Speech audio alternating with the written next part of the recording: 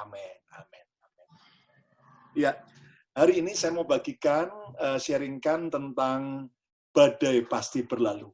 Ya, nggak ada orang yang suka mengalami badai, tapi mau tidak mau, badai merupakan bagian daripada kehidupan setiap orang. Nah, ternyata Alkitab menjelaskan bagaimana kita bisa mengerti apa itu badai. Nah, kalau kita melihat di dalam Yunus pasal pertama, ayat 13 sampai ayat 16, dikatakan di sana Yunus 1 ayat 13 sampai yang ke-16, lalu berdayunglah orang-orang itu dengan sekuat tenaga untuk membawa kapal itu kembali ke darat. Tetapi mereka tidak sanggup sebab laut semakin bergelora menyerang mereka. Ayat 14, lalu berserulah mereka kepada Tuhan, katanya, ya Tuhan, janganlah kiranya Engkau biarkan kami binasa karena nyawa orang ini, dan janganlah Engkau tanggungkan kepada kami darah orang yang tidak bersalah, sebab Engkau Tuhan telah berbuat seperti yang Kau kehendaki.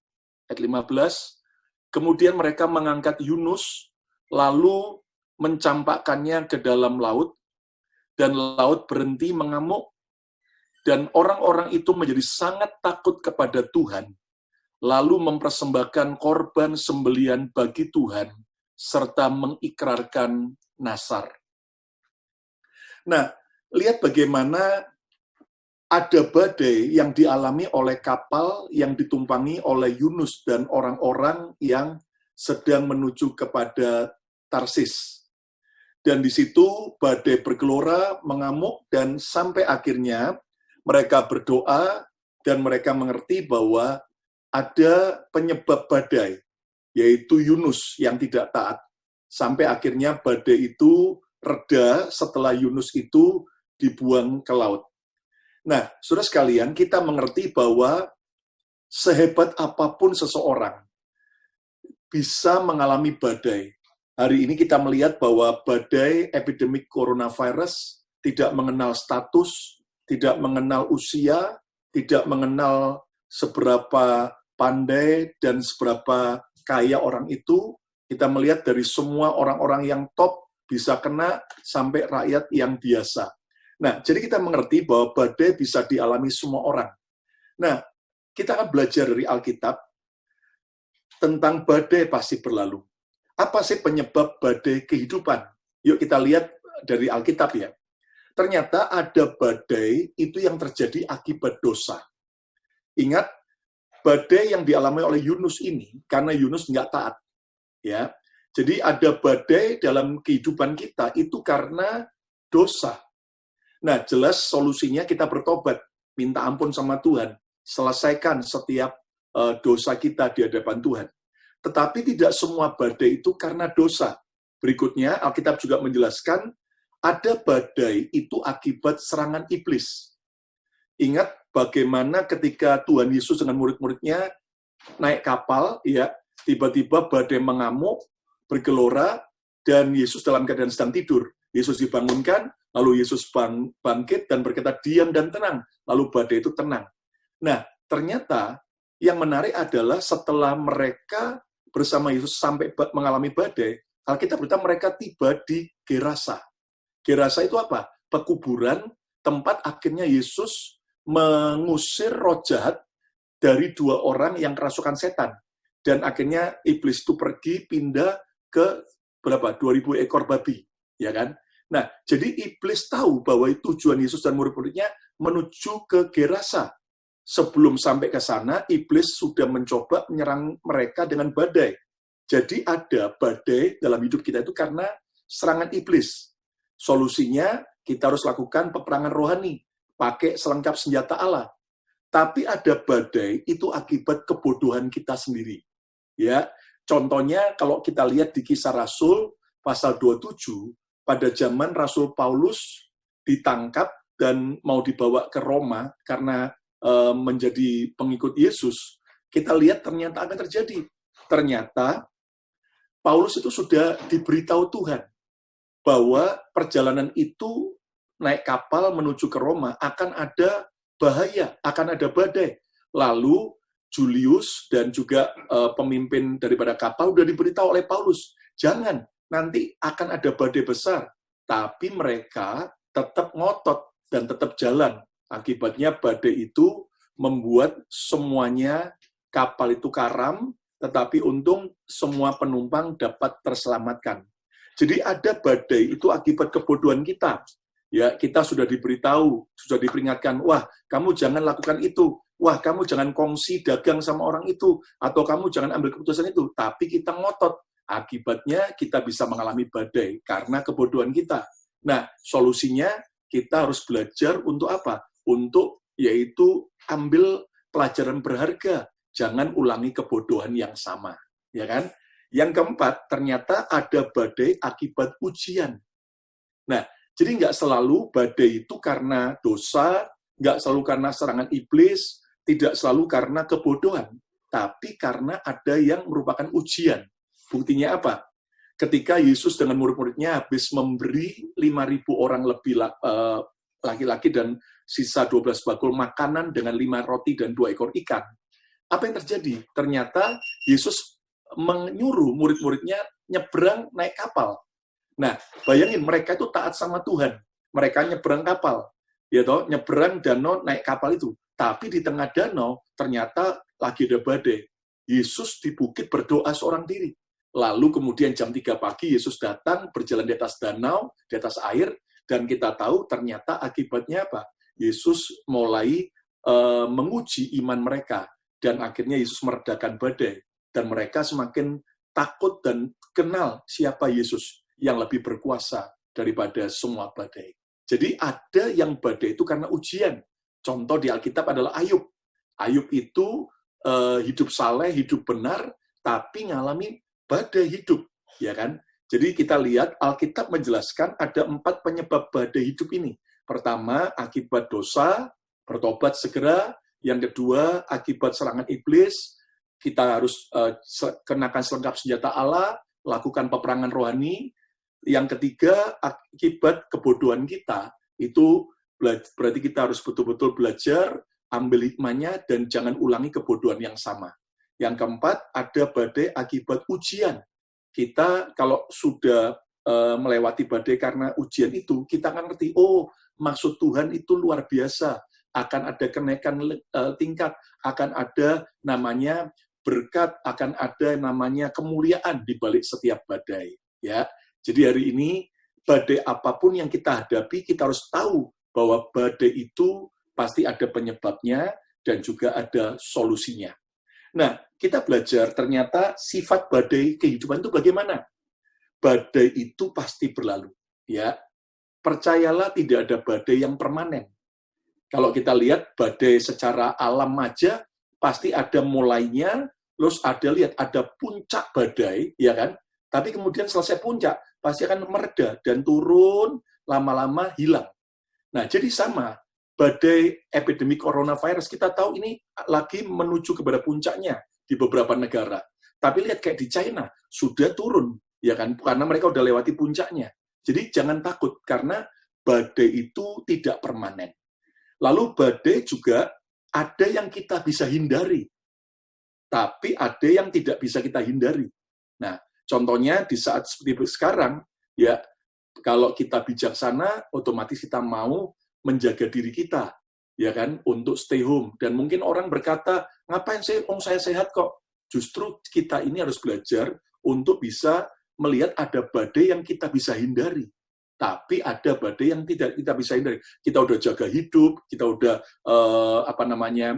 stay home, tapi ternyata tetap bisa kena. Nah, kalau yang itu berarti pasti ada yang Tuhan izinkan. Lalu ada badai yang bisa menghancurkan, tapi ada badai yang tidak bisa menghancurkan. Nah, tergantung dari apa. Ingat, Yesus pernah memberi perumpamaan 2 rumah. Yang satu dibangun di atas dasar fondasi yang kuat batu, yang satu di atas pasir.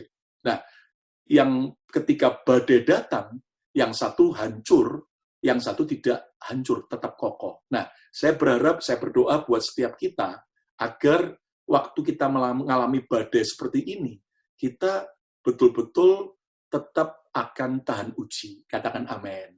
Ya, saya di situasi begini, saya sempat ngobrol dengan seorang mentor saya, dan dia bilang begini, bahwa inilah masa ujian bagi para anak-anak Tuhan. Masa ujian bagi para hamba-hamba Tuhan. Inilah masa ujian bagi semua gereja. Kalau sampai di tengah goncangan ini gereja tidak bisa survive, contoh sampai kemudian kekurangan dana, dalam artian sampai tidak ada dana, kalau sampai kemudian mengalami goncangan dan kemudian tidak bisa survive, itu tanda bahwa selama ini gereja itu, hamba Tuhan itu, atau jemaat tersebut bukan membangun hidupnya di atas fondasi yang kuat. Nah, yang menarik adalah begini, beberapa hari yang lalu saya sempat chatting dengan seorang kapten kapal, ya, yang lagi aktif masih membawa kapal yang cukup besar, kapal bukan kapal penumpang, tapi kapal tanker barang, dan dia anak Tuhan. Lalu saya sempat tanya, Kapten, seandainya kita sudah bawa kapal, lalu ada di tengah laut, mendadak badai itu datang, kira-kira apa yang harus dilakukan? Nah, ternyata dari percakapan itu saya bisa menyimpulkan ada 4 cara benar saat kita menghadapi badai. Ya, ini kita belajar secara realita dan juga secara firman Tuhan. Yang pertama adalah segera cari perlindungan. Jadi begini, seorang kapten kapal ketika dia bawa kapalnya, tiba-tiba ada badai mengamuk. Maka yang pertama harus segera cari perlindungan. Nah, ibarat semua kita adalah kapten kapal. Dalam kapal rumah tangga kita, kapal pekerjaan kita, kapten kapal pada keluarga kita, pada pelayanan kita. Segera cari perlindungan. Jadi, jika ada pelabuhan terdekat daripada posisi kapal, maupun ada pulau terdekat pada posisi kapal, maka kapal itu harus segera cari perlindungan ke pelabuhan itu, atau ke pulau itu. Dan yang menarik, ketika ada pulau, badai misalnya dari depan, maka kita sembunyi di belakangnya pulau, kapal itu. Ketika posisi di belakang pulau, maka di belakang pulau kita berlindung, kita akan aman. Nah, secara rohani, ini bicara apa? Jadikan Yesus sebagai tempat perlindungan kita. Udah di masa sekarang nggak ada yang bisa jamin kecuali Tuhan Yesus. Katakan amin.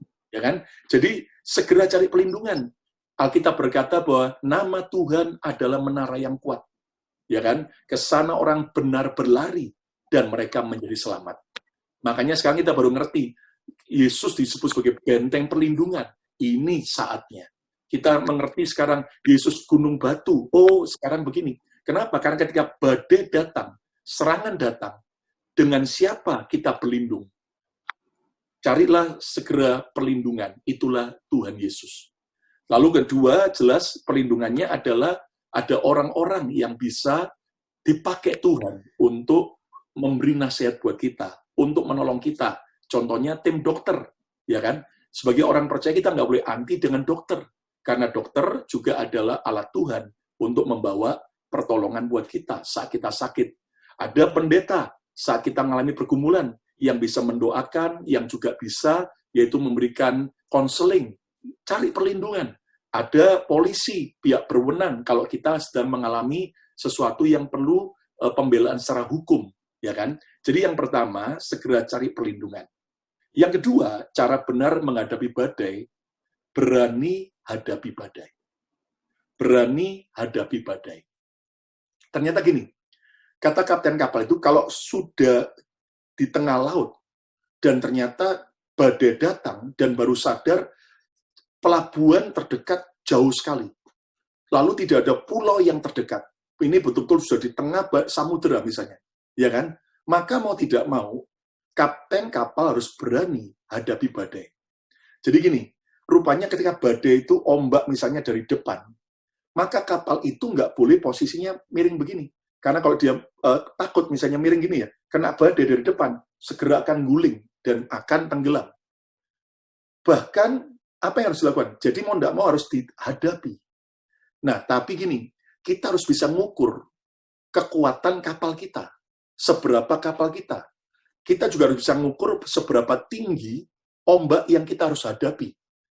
Menurut catatan, katanya, kalau kita juga lihat dari Google, ombak yang tertinggi yang pernah dialami dalam sejarah perkapalan itu sekitar 35 meter katanya. Itu kalau sudah sampai setinggi itu, kalau kapal kecil ya jelas akan tenggelam. Nah, jadi kalau kapal kita gede, kita menghadapi ombak yang besar, itu kita tidak akan tenggelam. Katanya begitu. Jadi mari kita perbesar kapasitas kapal kita. Iman kita, pengenalan kita akan Tuhan, jangan jadi kapal yang kecil terus. Perbesar, ya kan? Nah, berani hadapi badai, caranya gimana? Hadapi dengan iman, hadapi dengan hikmat, ya kan? Perlu hati-hati.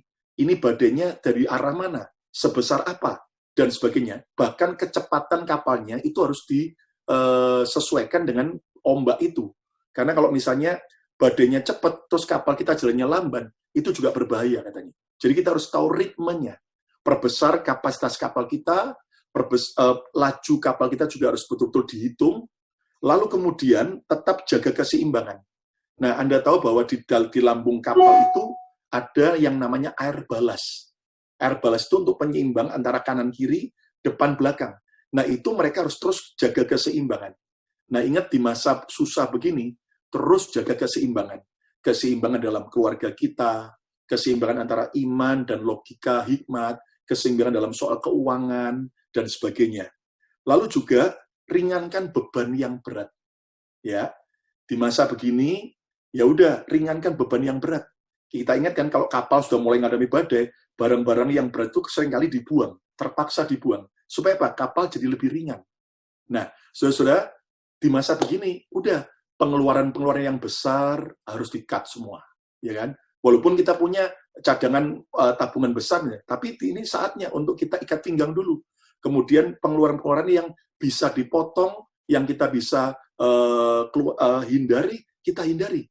Ya, bila perlu kita betul-betul survive sekarang. Saya ajari jemaat di masa sukar gini, misalnya kalau ada yang berhenti dari kerjaan, ya kan, karena coronavirus, saya bilang sekarang fokus kepada uangnya itu ya selain untuk makan, tapi juga hal yang penting. Ya, jadi kayak gitu. Kita harus belajar untuk ringankan beban yang berat supaya kita semakin ringan ngadepin badai, kita tidak sampai tenggelam. Cara benar yang ketiga menghadapi badai adalah jangan buka celah. Jangan buka celah. Kenapa? Karena ini, ketika badai itu datang, kapal itu menghadapi badai, ombak itu besar, ya kan? Jendela dan pintu itu harus dipastikan tertutup rapat. Jangan sampai ada sedikit pun yang terbuka, karena kalau buka, air bisa masuk. Demikian juga anak buah kapal itu standby di lambung dan di atas, semuanya standby. Kalau sampai ada kebocoran kecil aja di lambung kapal, mereka harus segera aktifkan pompa untuk nyedot air, dan mereka segera tutup tambalan itu. Nah, hal yang sama, Alkitab mengingatkan buat kita, jangan beri kesempatan pada iblis. Jangan buka celah. Ya, jadi segera koreksi diri dan perbaiki. Ternyata kalau ada dosa, segera perbaiki. Supaya nggak ada celah untuk badai itu menenggelamkan kita. Kalau kita ternyata rumah tangga kita suka ribut, suka berantem, kurang rukun, perbaiki segera. Ya, di masa sekarang, apalagi waktu stay home gini, hati-hati, ya kan? Dikatakan tingkat pertengkaran suami istri malah meningkat, ya kan? Nah, di sini harus lebih sabar supaya nggak ada pertengkaran, karena kemarahan itu juga termasuk celah untuk iblis menyerang, ya kan? Lalu jaga hati dan hidup kita dengan baik. Sudah, jaga hati, banyak sukacita, jangan stres, jangan takut, supaya nggak ada celah untuk iblis menyerang. Ya, yang keempat, yang terakhir, cara benar menghadapi badai, terus gunakan navigasi. Terus gunakan navigasi. Rupanya gini, ketika kapal itu di tengah laut, maka navigasi kapal itu harus terus berfungsi dengan baik. Kapten kapal harus terus berkonsultasi dan memberi informasi kepada petugas pelabuhan terdekat. Oh, sekarang kondisi begini. Supaya apa? Supaya kalau sampai ada apa-apa, stasiun pantai terdekat itu mengerti apa yang sedang terjadi dan bisa memberi pertolongan. Ya. Nah, jadi terus gunakan navigasi. Kita harus tahu sekarang bahwa kita harus minta tuntunan Tuhan. saya ngobrol dengan beberapa orang begini, selalu di masa krisis akan ada dua yang dahsyat akan terjadi. Pertama adalah akan muncul orang-orang yang hebat justru di masa krisis. Ya, coba kita lihat sejarah. Justru di saat-saat genting, di saat peperangan, di saat susah, itu akan muncul orang-orang yang hebat. Lalu yang kedua, justru di masa sulit begini, akan ada kreativitas dan terobosan-terobosan yang baru yang akan terjadi. Kalau Anda lihat ya, kita kan tahun 2008 sampai 2009 mengalami krisis ekonomi kan, ketika goncangan di Amerika sampai ke seluruh dunia. Justru kalau Anda perhatikan 2008 di tengah krisis itu malah muncul banyak yang namanya terobosan-terobosan baru. Contohnya adalah apa? Contohnya justru Grab dan Uber. Itu kalau Anda lihat munculnya tahun 2008-2009. Dan banyak lagi aplikasi-aplikasi yang hebat itu justru muncul justru tahun pada masa krisis. Jadi gini, waktu krisis itu menurut tulisan Mandarin kan kata krisis dari dua kata, danger, bahaya, dan opportunity, kesempatan. Jadi di masa situasi begini, ini ada kesempatan besar. Ya, jadi orang-orang yang dapat tuntunan Tuhan itu akan dapat, oh, aku akan dapat hikmat Tuhan. Justru di saat begini nih, aku lakukan gini dalam bisnisku. Aku lakukan begini dalam pelayananku. Oh, aku bisa ciptakan. Saudara percaya bahwa justru nanti kalau kita dapat tuntunan Tuhan, di masa krisis, hidup kita akan diangkat Tuhan. Katakan amin. Lalu kemudian, baca dengan teliti Alkitab. Sebab Alkitab adalah buku navigasi kita. Ya, jangan terus hanya di WhatsApp, dapat berita-berita yang negatif dan membuat kita tambah takut, tapi jangan abaikan Alkitab, karena itu navigasi kita. Lalu belajar peka terhadap keadaan. Karena Tuhan seringkali bisa bicara melalui badai, Tuhan bisa bicara melalui situasi dan keadaan, untuk kita nangkep apa maksud Tuhan. Jadi, ada 4 hal yang kita harus lakukan, cara benar menghadapi badai. Yang pertama, segera cari perlindungan. Ya, Yesuslah tempat perlindungan kita, dan juga ada orang-orang yang Tuhan bisa pakai untuk menolong kita di masa sulit. Yang kedua, berani hadapi badai. Kita ada badai yang kita bisa hindari, tapi ada badai yang kita tidak bisa hindari. Di saat seperti ini, mari kita tingkatkan iman kita, perbesar kapasitas kapal kita, dan juga kita harus bisa mengukur dengan baik, semua dengan iman dan hikmat. Yang ketiga, jangan buka celah. Tutup semua celah, tutup semua lubang, supaya tidak ada kebocoran dalam hidup kita. Dan yang keempat, terus gunakan navigasi kapal.